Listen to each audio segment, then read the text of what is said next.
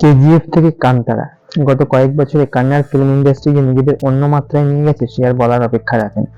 শুধু তাই না, সর্বভারতীয় ছবির ক্ষেত্রে নিজেদের জায়গাও বানিয়ে নিয়েছে। বিশেষ করে কান্তারার মতো ছবির পরে কান্নাড় ছবি নিয়ে দর্শকদের আগ্রহ কিন্তু বাড়ছে। কান্নাড় ফিল্ম ইন্ডাস্ট্রির RRR নামে পরিচিত রক্ষিত শেট্টি, ঋষভ শেট্টি এবং রাজভি শেট্টি, এই তিনজনের একজন যে ছবির সাথে যুক্ত থাকবে সেই ছবি নিয়ে আগ্রহ বাড়বে। সেই রকমই একটি ছবি সম্প্রতি মুক্তি পেয়েছে সোনি লাইভে, যার নাম টবি। এই ছবির মুখ্য ভূমিকায় আছেন রাজভি শেট্টি এবং ছবির পরিচালক বাসিল আলচালাক্কাল। গল্পের কথা যদি বলি, গল্প শুরু হয় সম্পত নামের একজন পুলিশ অফিসার সাব ইন্সপেক্টর হিসেবে জয়েন করে থামাসকাট্টে থানায়। থামাসকাট্টে কর্ণাটকের একটা প্রত্যন্ত অঞ্চলের গ্রাম, যেখানে মারি যাত্রা নামে একটি উৎসবের আয়োজন চলছে। জয়েন করার সাথে সাথেই এই অফিসার দেখেন যে একটি মেয়ে যার নাম জেনি, সে থানায় এসে বিক্ষোভ দেখাচ্ছে, কারণ সে 3 দিন ধরে তার বাবাকে খুঁজে পাচ্ছে না। কি তার বাবা, সেইটা জানতে গিয়ে সে জানতে পারে যে তার বাবা হলো টবি। এবার টবির ব্যাপারে জানতে গিয়ে এই অফিসার প্রথমেই আবিষ্কার করে যে থানার একটা আলমারি ভর্তি টবির কেসের ফাইল। এরপর শুরু হয় টবিকে নিয়ে ইনভেস্টিগেশন, অর্থাৎ এই অফিসার গ্রামের বিভিন্ন লোকের সাথে কথা বলে টবির ব্যাপারে জানতে চেষ্টা করে। টবি কিশোর বয়স থেকেই হিংস্র প্রকৃতির এবং আশ্চর্যজনকভাবে কোনো একটা কারণবশত সেই অঞ্চলের বাজারে ছোটবেলায় একবার সে এসে পড়ে এবং কারোর সাথে মারপিট করতে করতে সেই ব্যক্তিকে টবি হত্যা করে, ফলে তাকে হোমে পাঠানো হয়।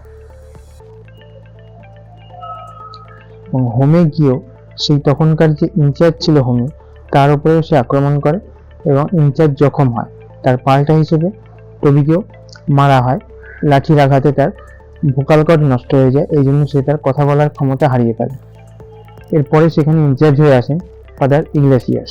ইগলেসিয়াসের সংস্পর্শে আসার পর টবি কিছুটা কন্ট্রোলে আসে। এই টবি নামটাও ফাদার ইগলেসিয়াসেরই দেওয়া, যার অর্থ হচ্ছে গড ইজ গুড।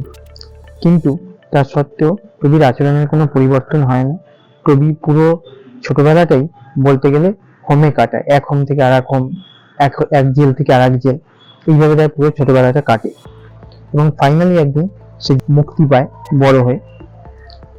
তারপরে আবার গ্রামে ফিরে আসে এবং ফিরে আসার পর এই ফাদার ইগলেসিয়াসের একটা বিপদ থেকে টবি উদ্ধারও করে,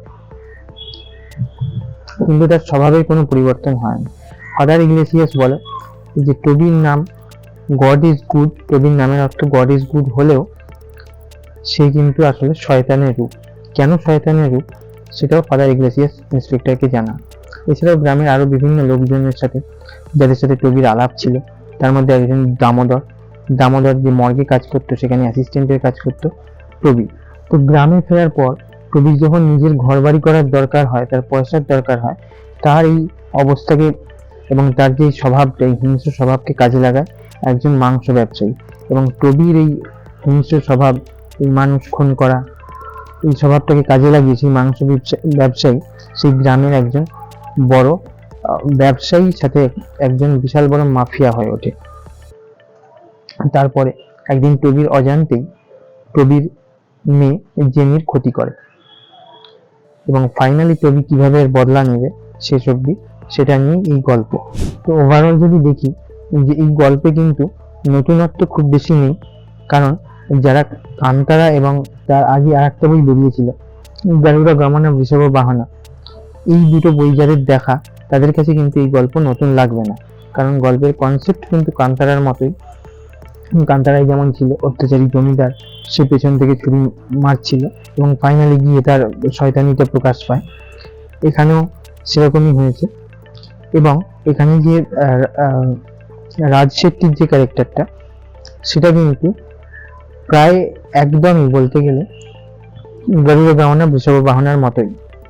গরুড়া গমনাতে রাজ শেট্টি যে খুন করতো, তারপরে সে সেই যাকে মারতো তার জুতোটা পরে নিত। এখানেও তার সেই হিংস্র প্রবৃত্তিটা আছে এবং তাকে কাজে লাগাচ্ছে অন্য লোক। এবং এই ছবিতে মাস এলিমেন্ট বলতে যেটা বোঝায়, যেটা কান্তারায় ছিল, সেটা কিছুটা কম আছে এবং এই পুরো সিনেমাটা কিছুটা স্লো পেসে রান করেছে। অর্থাৎ ধীরে ধীরে এগিয়েছে। তবে যেহেতু এই ছবির গল্পটা ব্যাক অ্যান্ড ফোর্থ করে দেখিয়েছে, অর্থাৎ লিনিয়ার ওয়েতে দেখায়নি, পাস্ট প্রেজেন্ট মিলিয়ে, তো সেই জন্য এই যে ক্যারেক্টারটার মধ্যে কিন্তু একটা ডেপথ ক্রিয়েট হয়েছে, অর্থাৎ প্রবীর যে ক্যারেক্টারটার মধ্যে, যেটা বেশ ভাল লাগে। এবং এই প্রবীর ক্যারেক্টারটাকে নিয়ে যে প্রথম থেকে একটা সাসপেন্স তৈরি করা, সেটা কিন্তু এখানে আছে। এবং এই জিনিসটাই কিন্তু শেষ অবধি কি হয় সেটা দেখার জন্য আমাদেরকে বসিয়ে রাখে, যদিও শেষের যে ক্লাইম্যাক্সটা সেটা অতটা এক্সাইটেড হয়নি, মানে অতটা উত্তেজনাপূর্ণ হয়নি যেটা হওয়ার দরকার ছিল। পারফরমেন্স বলতে গেলে রাজবীর শেট্টির পারফরমেন্স অসাধারণ ছিল, বিশেষ করে এই যে বোবার চরিত্রে, অর্থাৎ তার বাকশক্তি হারিয়ে ফেলেছে, তারপরে তার যে বিভিন্ন ক্যারেক্টারের যে লেয়ারগুলো, অর্থাৎ একদিকে সে যেমন হিংস্র, অন্যদিকে সে কিন্তু সরল সাদাসিধে, অর্থাৎ ভালোর ভালো খারাপের খারাপ, এই যে কন্ট্রাস্টটা ক্যারেক্টারের এই চরিত্রটার মধ্যে আছে, যেটা রাজ শেট্টি 100-এ 100 পারফরমেন্স নিয়ে কোনো কথা হবে না। এছাড়াও জেনির চরিত্রে যে অভিনয় করেছে চৈত্রা সামথিং তার নাম, তো তার পারফরমেন্সও যথাযথ লেগেছে, একদম পারফেক্ট পারফরমেন্স। কান্নাড় ইন্ডাস্ট্রির কেজিএফ বাদে যে কান্তারা, গরুড় গমনা, তো এই টাইপের ছবিগুলোর মধ্যে কিন্তু একটা সামাজিক, একটা সাংস্কৃতিক, অর্থাৎ সেখানকার কালচারাল যোগ কিন্তু থাকে, এখানেও সেটা আছে, যে ব্যাপারটা বেশ ভালো লাগে এবং সেটা ওয়ার্কও করেছে। কান্তারার ক্ষেত্রে তো একদম পুরো ওয়ার্ক করে গেছে। কান্তারা যেটা ছিল যে দৈবার ব্যাপারটা, ভগবানের ব্যাপারটা, এখানেও আছে। যেমন মারি দেবীর পুজো, তো মারি দেবীর পুজো সেই ব্যাপারটা কথা প্রসঙ্গে বিভিন্ন জায়গায় উঠে এসেছে, কিন্তু সেটাকে অনেক এক্সপ্লোর করা হয়নি, তো সেটাও করা যেতে পারতো। এবং অ্যাকশন সিকোয়েন্সগুলো এখানে খুব বেশি অ্যাকশন নেই, কিন্তু তাও যা ছিল ভালোভাবেই ডিজাইন করা হয়েছে, কিন্তু সবকিছুতে যে অতিরিক্ত স্লো মোশনের ব্যাপারটা সেটা একটু চোখে লাগে, সেটা অতটা না হলেই পারতো। এক্ষুনি যে ক্লাইম্যাক্সের কথা বললাম, সেই ক্লাইম্যাক্সে যে অ্যাম্বিয়েন্সটা ক্রিয়েট হওয়া দরকার ছিল, যে মারি দেবীর পুজো হচ্ছে, তো সেই সংক্রান্ত যে অ্যাম্বিয়েন্সটা সেটা কিন্তু ক্রিয়েট হয়নি, তো ফলে এই ক্লাইম্যাক্সটা একবারই জ্বলে লেগেছে।